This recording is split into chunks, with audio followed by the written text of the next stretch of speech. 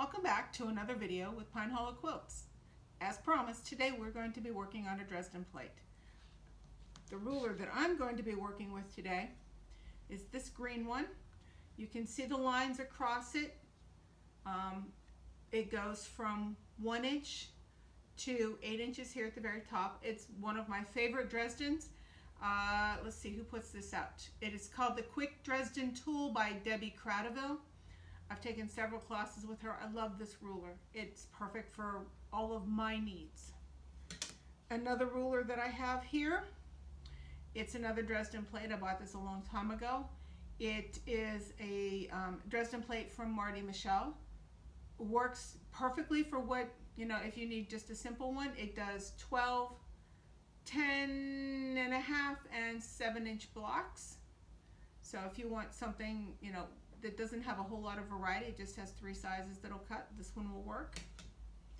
This one was from another class that I took. They called it a fan. Still a Dresden plate, it's just a different amount of degrees. A Dresden plate is 360 degrees divided up into different degrees for the different wedges. This is just a skinnier wedge. I have no idea what it is. There are no markings on this one, therefore, unless you're doing exactly what this class was designed for, this is pretty useless for me under other circumstances. The only difference between this one and this one and the one I'm actually going to use is that this one has the markings that I can use 7 different sizes, 8 different sizes on here because it's got the 1/2 inches. These are specific for what they are. So this is a much more useful tool for me in my studio. Do I recommend you go out and get it if you don't have one? Only if you absolutely want to. Remember, we're doing from our stash in these videos. I'm just doing this because I love this tool. I love Dresden plates, and I want to share that with you, just in case you have that same love or want to see if you do. Today we're working with, yes, another jelly roll, and you'll see what I'm doing. If you saw my Facebook page, you saw my sneak peek of my sample. But this is a jelly roll that I've opened up and I've organized according to colors, just so I could see what it has. Not sure if I'm going to be using all of these or not. If I do, it's going to be a mighty big quilt when I get done with it. We're going to lay these out of the way. I don't need those. Today we're going to be working with one strip that I've already cut up into my 2.5 inch with this ruler, and I'm going to show you how to do it. So I've got 20 of these. 20 with this particular Dresden ruler completes a circle. It doesn't matter what size that you use. You could be using the itty bitty 1 inch down here, or you could be using the big 8 inch up here. You're still going to need 20 of them to make a complete circle. So we already have these cut at 2.5 out of a jelly roll. I just took the strip and laid it across. Now this is not an unfolded jelly roll, so it makes it harder to see. I just took the ruler, laid it across the strip, and just cut my 2 sides. And I'm going to show you how to do this with my second color, because this is going to be a 3-layer jelly roll, or I mean a 3-layer flower that we're doing today. So this is going to be our smallest layer. I'm going to do a layer behind it that's going to be this purple. It's a purple grunge. I love grunge. And then the 3rd layer that's going to be bigger is this multi tie-dyed one. It's ice dyed. I dyed this fabric myself, so I want to use it in a project or two. So this is going to be our 3rd layer of the flower today. So let me readjust the camera and I'll get started and show you how to cut. Okay, here is a better view of the ruler. Here we go. You can see on it now that the different measurements of the different sizes. Hope you can see it. I've already cut the one at 2.5, which is right there where my finger is, and that is these smaller ones. They're right there. This was out of the jelly roll. The grunge that I'm using right here is out of yardage that I have, so I just went ahead and cut, again, 2.5 inch strips. I don't need a full length Dresden from here to here. I only need a 2.5 inch strip because most of this is going to be wasted since it's going to be underneath. this one anyway. So that from here down would be as much that would be wasted, and we don't need to waste fabric. We love our fabric. Okay, so my strip is doubled. I've got 2 layers here, and it's perfectly fine to cut 2 layers on something like this. Even though it looks like it might be directional, it's going to be fine. I'm lining my 3.5 inch up with the top line, or the top edge of my strip, and the 1 inch is on the bottom edge of the strip, because we're doing 3.5, not 2.5. So I'm going to go ahead and cut this, make my first cut here, and do my backwards cut that several people have commented on, but it works for me. And there we have one. This one is 3.5 at the top instead of 2.5, and you can see the difference. Get one of these out. You can see the difference in size. It's just a little bigger, but when they line up, that's how you're going to see it. It's going to be that much of a difference, because this is an inch bigger. So I'm going to cut some of those. Once you make that first cut, you just have to remember to line it back up on the 3.5 on one side and the 1 on the other side, and make that cut. I'm going to do a few of them here. So we have 2 there, we have 2 here, so we have 4. Flip the ruler, and in case you forget what number you're looking at as far as lining it up on your edge, like 3.5, you can take a piece of painter's tape and just put a piece of painter's tape right along that. Don't cover that line, because you need to be able to line that up. But you can take a piece of painter's tape and do that. You will be able to get 20 of these out of the whole strip. You'll be able to get all of them out of here. I've got 6 already. So this is going to be my second color. This is going to be, like I said, these flowers are going to be triple layered. This is the middle layer. The next color that I'm going to do would be this one. Same way. Only this one, you don't have to worry about taking your raw edges off, because you cut those at the beginning. So this was 2.5. This was 3.5. This one is going to be cut at 4.5. So again, I'm going to line my 4.5 inch line up with the top edge for my initial cut, and that is going to put my 2 inch line at the bottom. I'm going to make my cut, and my cut salvages just went off. There's my first 2 right there. Flip the ruler. Again, make sure you're lining up the 4.5 inch line, and you just line it up with what you've previously cut, and make your cut. There's my next 2. Now I do know that at 4.5 inches, this is a regular strip, a regular width of fabric. At 4.5, I can get all 20 out of this one too. So this is going to take 3 strips. Now if you wanted to use all your jelly roll, you could do 3 different colors of jelly roll. If you wanted to do 2 of your jelly roll and a solid, you could do 2 jelly rolls and put a solid either in the beginning, the middle, or the outside. But you can get as far as 4.5. I haven't tried any bigger yet, but as far as 4.5, you can get all 20 of them out of one strip. And let me show you what this is going to look like once we get it all lined up. And then the other thing, I'm going to show you how to make flower points at the top. These are flat. You can make your flower flat. You can use these and just put them together as is. You don't have to put the points on them like I'm going to show you. And you'll have flat flowers. There's nothing wrong with flat flowers. I like the points. So I'm going to do the points. And I'm not going to do a full thing here. I'm just going to do a couple to show you. So you could do your flowers completely round. Or you could do around your next color row could be pointed at the top, and then your outside one could be round. You get to play with this, you get to make it your own. That's the joy of me not giving you a whole lot of instruction on this, just enough to get you started. I want to see what your creativity is. Let's go to the sewing machine. Okay, here we are at the sewing machine. You're going to want to take your machine, your stitch size down. I'm going to take mine, it's currently set at 2.4.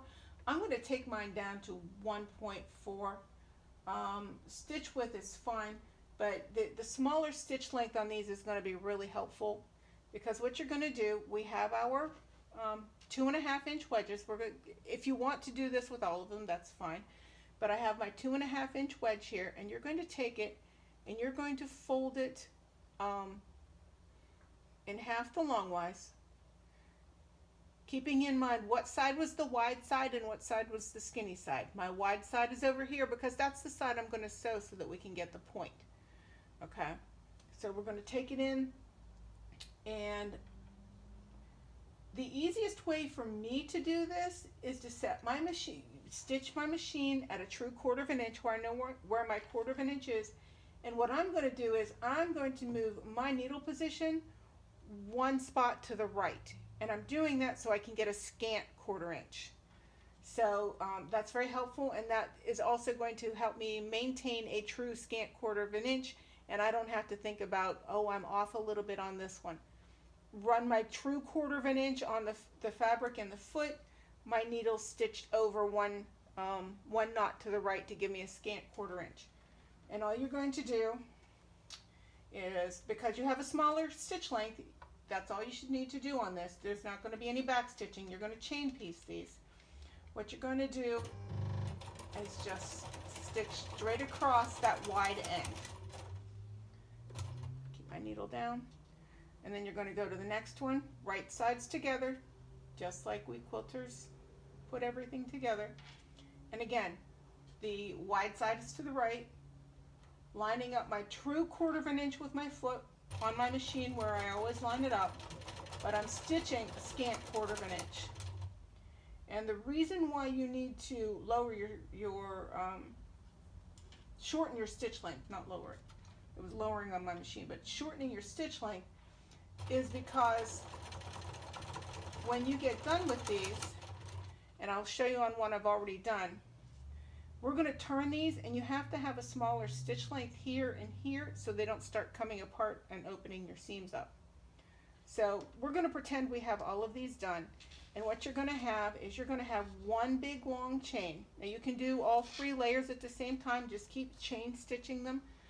You're going to know the difference when you're done because they're going to be different sizes. It'll be fine.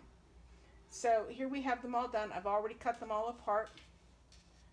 This is my second color, as we saw over on the cutting table. This is my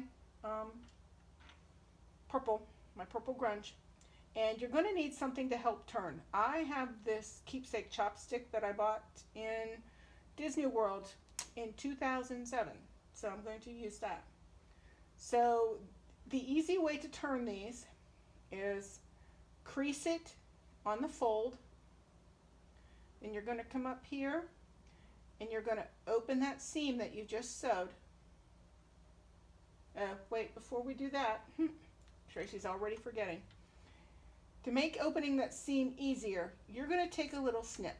Now that little snip, you have to keep it above your seam line because you don't want to stitch it you don't want to cut it too close or that seam's going to open up. There's no right or wrong angle to this. You're just cutting it to cut that off, so it's going to make it easier to turn.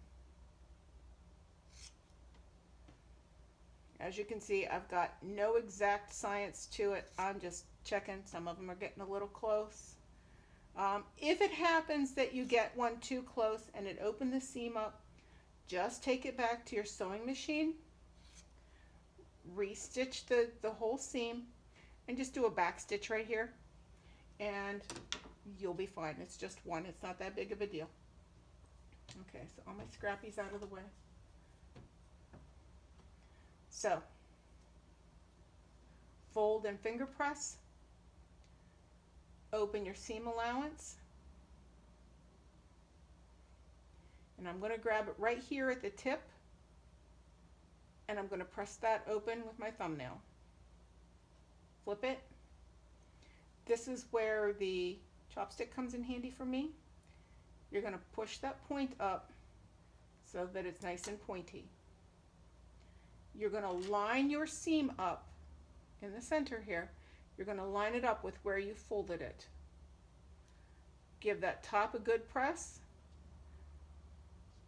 Give the sides a good press. And there you have one. This is going to make a pointy flower. I like flowers pointy. That's just how I am. So I'm going to make all of mine pointy. Finger press. Grab it so I don't lose my stitching. Finger press. Turn. Poke it up there. Jerry, gently poke it up there. That's why I'm using this chopstick, because it's rounded on the end. It's very gentle. Line it up. Seam line is lined up with where I finger pressed it for the center. Press that down. Press that down. Okay, there's two. I'm not going to bore you with the rest of these, because guess what? I already have a bunch done. This is what they're going to look like. And I have done this with all three of mine, or will anyway. And there's these two. And then you're just going to start stitching these together in groups of two. So you put right sides together, just like always. Line up your bottom straight edge, and where your two sides come together here, where you folded it, those points should come together. Okay, and then you're going to stitch. I recommend doing this from the folded edge first instead of the straight edge, just because you have to have more control up here with the fold lines. Again, I did not change the settings on my machine. It's still the smaller stitch length, and it is still offset to the side by 1, so that I'm doing a scant 1/4 inch. Line up, line up. And if your folded top edge doesn't exactly line up, you can fudge it a little bit and wiggle it. I'll show you on the next one to see if it lines up. And you just keep stitching these in twos. You've got 20 of them, so you'll have 10 pairs. And you know, as you get those 10 pairs done, you can keep stitching with the next color or the next layer. You just keep going and going and going. No reason to cut this unless you want to see how it's looking, then you can cut it. Okay, so I have my bottom lined up, and actually my top is lining up fairly decently, but let's say it wasn't. Okay, all you have to do is just wiggle this a little tiny bit, and it will, because it's just folded there. There's nothing stitched down, so just wiggle it. And that's one of the reasons why I said to take the fold into the sewing machine first, because you've got that wiggle there, and it's going to be easier if you get that side stitched down first instead of waiting on it. Stitch that down and just keep going. So like I said, you can continue to do these in pairs, do twos, and then join the two sets of 2, you get 4. Keep going, you'll have 10 and 10, and you'll be joining it into a full circle. What I've done already was I actually did these in quarters. This is my outer layer. So I did these in quarters, which a quarter of 20 is 5. And you can see that it's a quarter. This is a square corner, 90-degree corner. And there, if it was pressed, you can see how it would line up in the corner. So you have 4 of these that would go around. I'm hoping you can see this without me changing the camera angle. Oops. Get back over here. I'm going to move it a little bit this way. kind of just slightly overlapping where the seam should be. And you'll end up sewing your quarters together if you do it this way. If not, you're sewing halves together. Not a big deal. And there's your outside. Now see, if we would have made these longer, all of this in here would have been wasted, and I'll show you that in a minute. But here's where you can get your creativity into play. You don't have to do 2.5, 3.5, and 4.5 like I did. You can do 2.5. You can do, let's say 4, and you could do 6. However long or however wide you want these is completely dependent upon you. Try it out, see what it's going to look like. You scrap 2.5-inch strips, and that's all you're going to need is 2.5-inch strips, because what we're doing is we're just cutting off the waste that's going to be in here and not wasting it. So what you can do we're going to get back to this one. What you can do if you want to do something like this and put this in the border after you get your blocks done. Let's see, maybe we can, hopefully you can see this. But we can connect your quarters into a path. Well, it's not a zigzag, but it's a smooth path. And all you would be doing here to connect these is you would line up your point and your edge as closely as possible. You're not going to be perfect on this. And then you would sew this together, and then when you open them,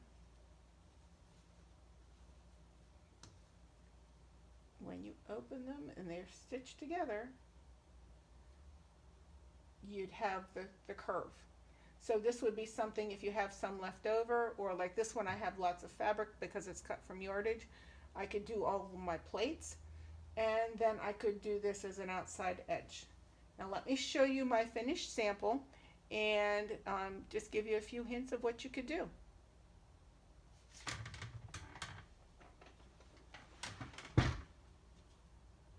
Okay, so here we are. We're all finished. This is my sample block, so my colors are not the same. This is my 4.5-inch row. Notice I mismeasured something there and have a couple of them that are going to have to be trimmed if I wanted to trim them, but it's not going to matter. This is actually from the same print that this is. These are both fabrics that from the same yardage, and that's how different they turned out. But this is my 4.5-inch row. What you're going to want to do before you get to this point, once you get them all put into their separate rings, you're going to want to open these seams up and press them nice and flat. And that's going to take off a bunch of layering when you go to quilt it, and it's also going to ensure that it's going to lay nice and flat when you start putting the other layers on top of it. So make sure that you have pressed all of your seams open. Being careful not to stretch. Yeah, this is a little different, but this is the 2.5-inch. This is how small they're going to be. They're going to almost overlap anyway once you get them pressed. But this is the 2.5-inch, which for me is this one, and they're going to be this long. They were just made pointy. Okay, this one for me is going to be the 3.5-inch. And then this is my 4.5-inch. So as you can see, because we have these holes in here, we're not wasting a whole lot of fabric. And I'll show you that in a minute. So how I'm going to do this is, I know that I want these on a black background. So I'm going to pull my black background out. Black background, where did you go? Here we go. Black background.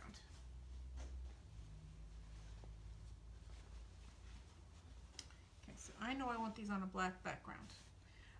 My black background is going to be cut to a specific square size. This is just for demonstration purposes, and I didn't bother cutting it. I just grabbed some yardage. But you're going to have this cut to a specific size. Whatever works for your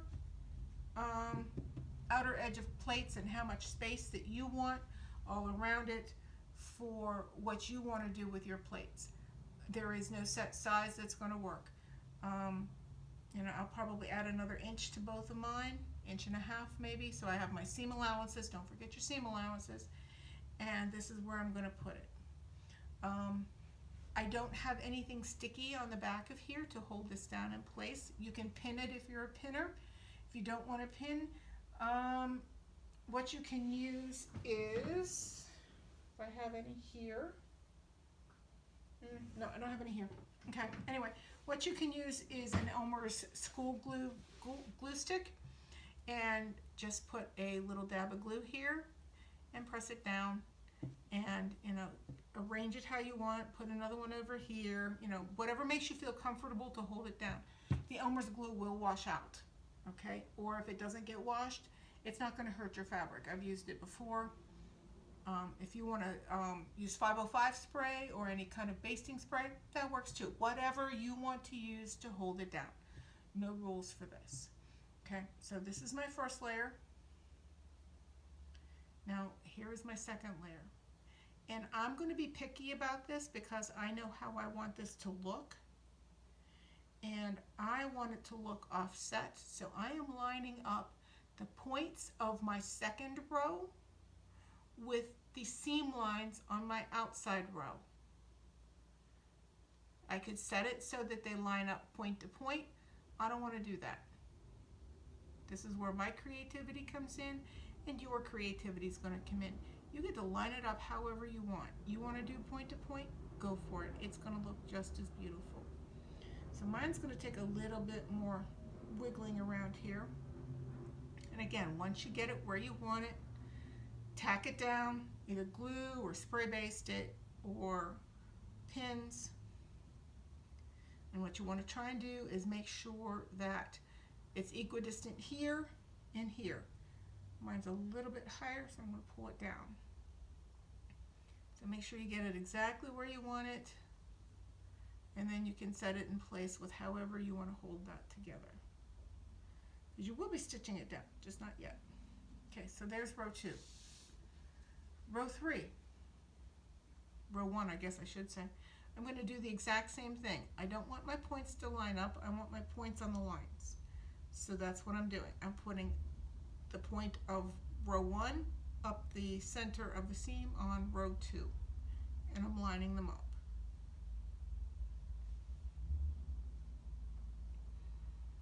And because these are bias edges, yes, they're going to stretch, so you need to be careful about that, but that little bit of stretch is good because it'll enable you to turn it how you need it, just a smidge. Okay, I've got these pretty much equidistant. This needs a little tweaking here. And then you're going to temporarily attach this one. Okay, however you would want to attach these to your background is up to you. You can go around the outside edge of each one of them. And then you'll have a center for here. What I'm planning on doing is measuring the center, and I'm going to give it a little bit. So I'm probably going to have it out here, and I'm going to applique the center down. But what I'm going to do with my centers is I'm going to probably embroider them. That's my new favorite thing to do. But as you can see, I'm going to turn this over and hopefully it'll stay together. As you can see, that's all the more overlap we have. If we had done the full length, this would have been into here, and this one would have been into here. So we'd have wasted all that fabric because we didn't cut the 2.5. That was the full width. But the blue would have come in, and then these would have come in. So we'd have had triple layer of fabric in between here, and we would have had to cut it all out. All right, we don't want to do that. It was easier just to make them smaller. Okay. And then if you want to add borders, you know, do some special quilting in here, feel free to quilt in here. Tack these down however you feel like tacking them down. Use your creativity on this. You could even use your specialty stitches on your machine if you have any. You could do stitch in the ditch if you want. Whatever works for you. This is your project. I'm going to move that off to the side, and I'm going to show you these because I know you can see these at a better angle now. These were the quarter blocks that I had before that you can stitch together to do that serpentine. And I'm lining them up with a fold on here. So I've got this point and this point on the fold, and these would be stitched together, but so you know you're not stretching them. This point of this next one is going to be stitched there, so it's going to be on the fold. So the point here will be on the fold. Now these haven't even been pressed yet, so, and then the same thing, point on the fold here from the bottom edge, to point on the fold there, bottom edge, and then the other direction. So it'd be point of the fold with point of the fold. And you can applique these down on a border strip, however long your border strip is, according to how many blocks you have. But you can go, and I would raw edge applique this. You can do however you want to. You can satin edge this. You can, I don't know how turning it's going to work, but I'm sure there are ways to do it. I haven't explored all of that yet. But what I'm going to probably do is do 1/8 of an inch along the edge here, and then come up here and do my zigzags the whole way along to attach it, and then I'm going to come at the end and do the whole thing round and pointy. And that's how I'm going to attach mine to my border. I'm going to leave this raw edge. I don't have a problem with raw edge. I think it's going to add a little bit of character to it. But I'd love to see what you have and what you've made and what you're making. And show me your Dresdens when you get them done. You can post them here. You can post them on our Facebook page at Pine Hollow Quilts. And show me what you've got. Don't forget to subscribe so you can be alerted to the next video. And I hope you enjoyed this version of my Dresden plates, and I hope you make your own Dresden plates. Thank you so much.